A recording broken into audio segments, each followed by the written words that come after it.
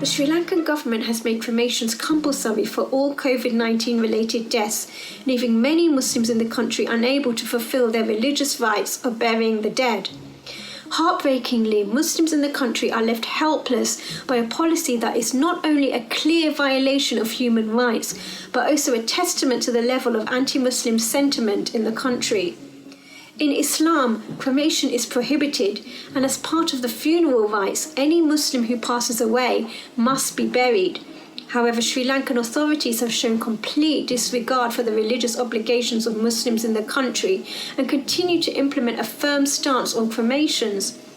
A 44-year-old deceased Muslim woman had even tested negative for COVID-19, and yet she still had to be cremated against the wishes of her family.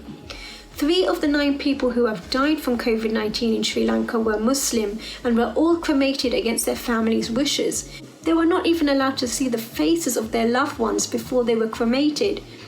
Despite the controversial government policy, Sri Lankan Muslims' pleas to bury the dead remain unheard, and this is unacceptable. The government of Sri Lanka are going against WHO guidelines which allow for the option of burials for religious communities. Therefore, what reason do they have to continue to deprive the Muslim minority of burying the dead, other than the fact that there is a more sinister motive behind this policy? Anti-Muslim hatred has been stirring, and many Muslims see the cremations policy as a way of punishing Muslims in the country amidst rising Islamophobia.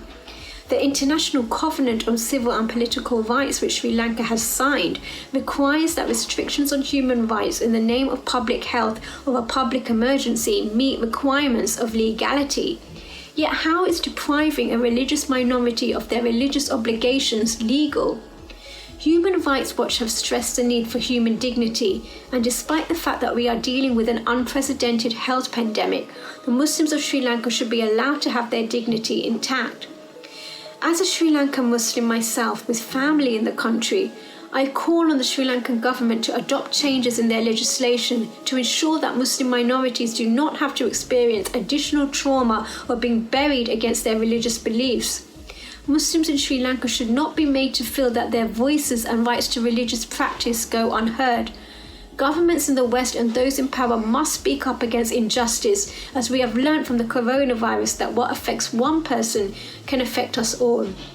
President Gotabaya Rajapaksa must consider the calls to action from Muslim leaders and community members and ensure that their rights are being fulfilled or face being held accountable for violating thousands of Muslim lives in the country.